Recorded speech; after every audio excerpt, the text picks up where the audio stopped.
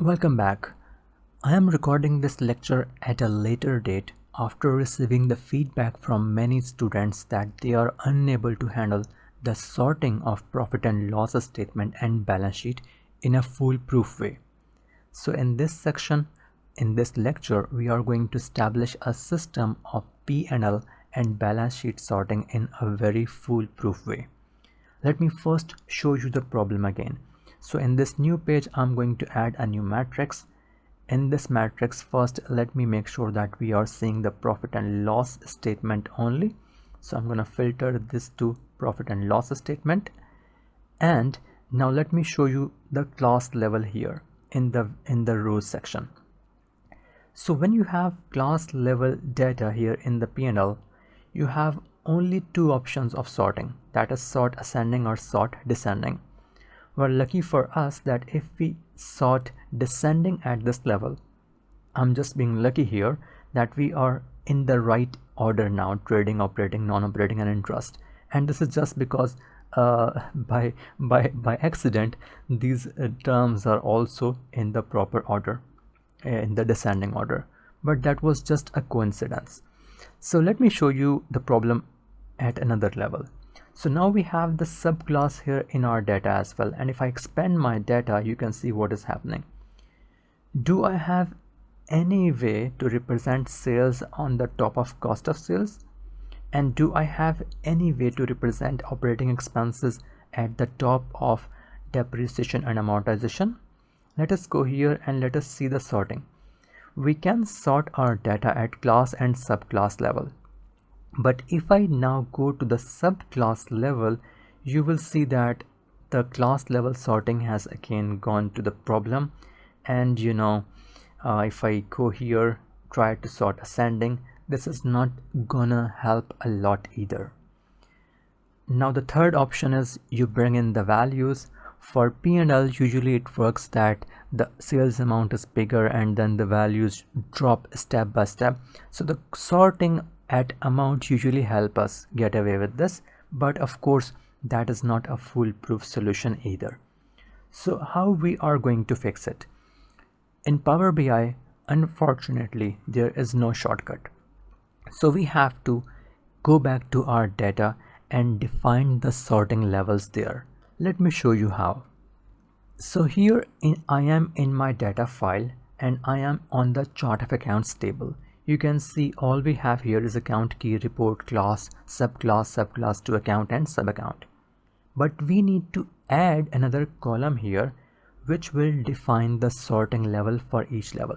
So for example, I'm going to add a column here, and this is going to be defining the sorting on class level. So I'm gonna say class underscore sorting.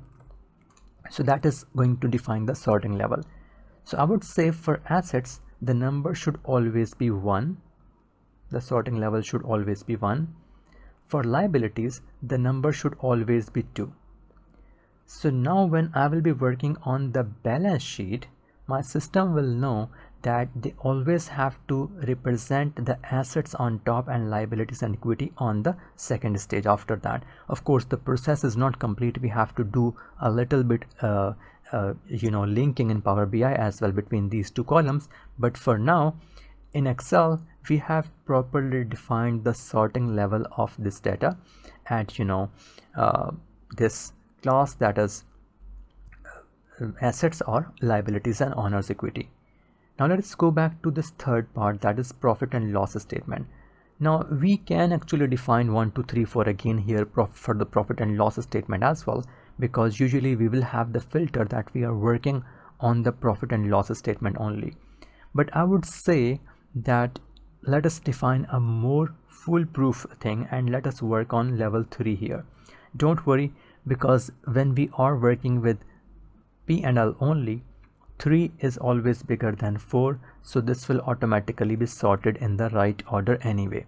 So I will work on 3 and 4 so that there is no problem later on, because system will demand a unique level for each type. So I would say that let us define numbers in a way that even if I have the balance sheet data there, the sorting does not become a problem.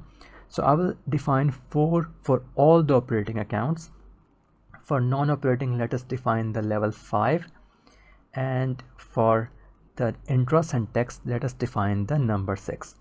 We can ignore the adjusting, that is not going to be relevant anywhere.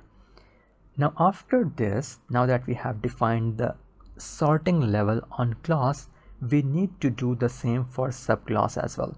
Don't worry, it is not going to take a lot of time.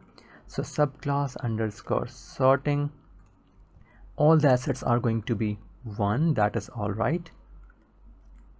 All the liabilities are going to be at number 2, so we can do that as well. Let me do it again. Control C and Control V. Owner's equity is now going to be at 3rd level. Sales is now going to be at 4th level. Cost of sales is going to be 5th level. Operating expenses are going to be at level 6.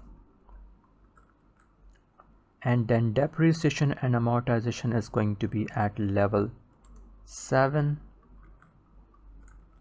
Interest income at 8, and then we have 9, 10, 11, 12, 13. Okay, so we can now define a sorting level for this data as well. After this, we have subclass 2. Well, we have to define the sorting at this level as well. So I'm gonna say subclass 2 underscore sorting.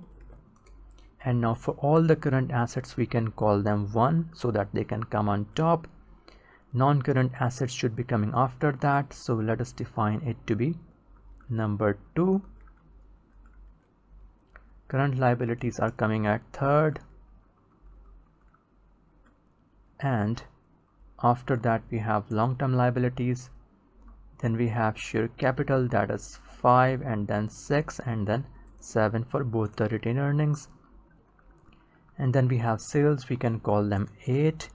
Cost of sales is 9 now. Distribution is 10 and 10 again, and then 11 for marketing. Let me scroll down. 12 for all the administration,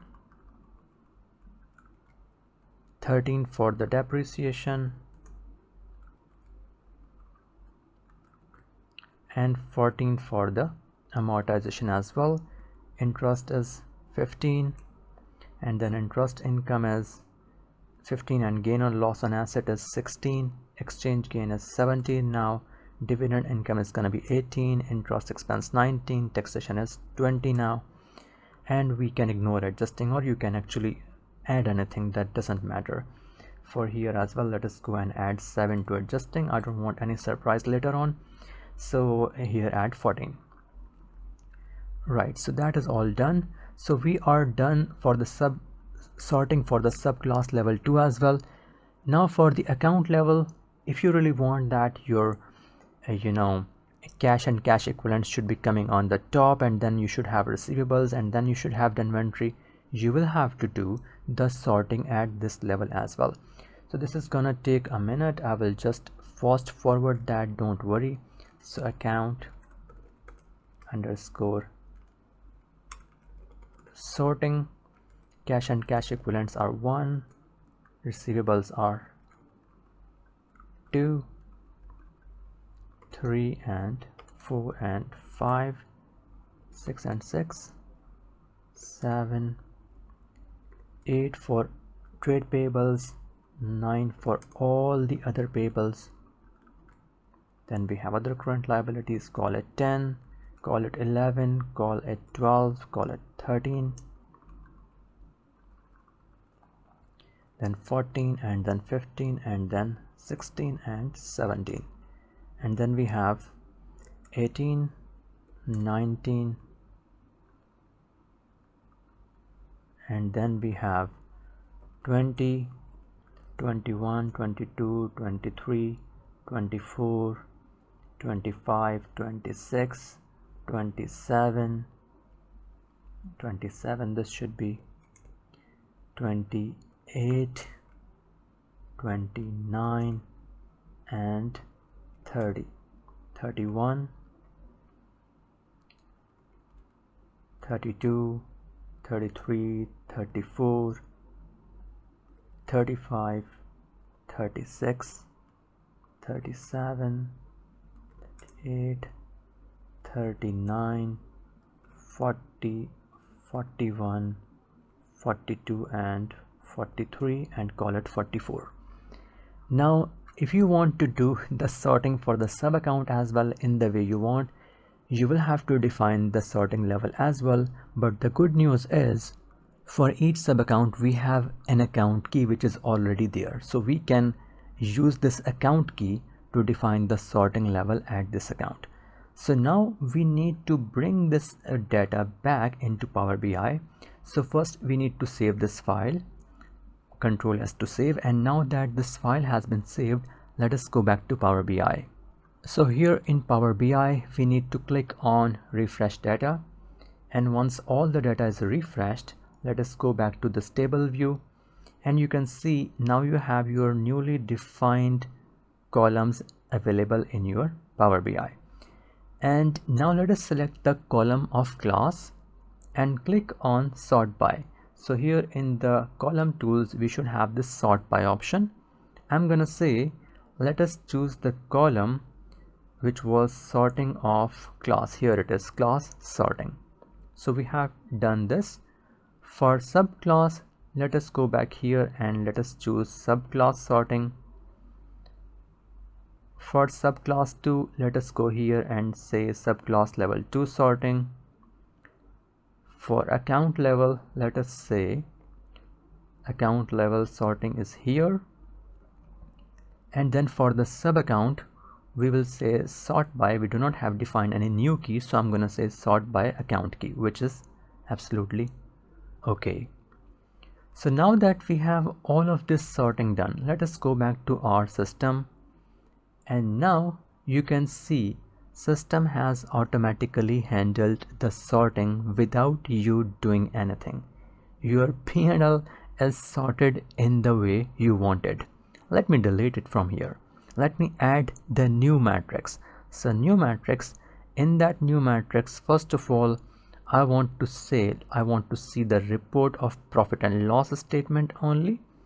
So let us go here and say profit and loss, and now let us bring in the class. Well, this is sorted in the way you want. Let us also bring in the subclass where it is. So subclass is here. And now if I expand this, you can see this is already sorted in the way you want. Let us also bring in subclass level 2, and let me expand this. You can see your data is sorted in the way you actually wanted. Do you want me to expand even further? Yes, we can. So after subclass, let us bring in the account as well, and your account is sorted in the way, you can see it here, in the way you wanted.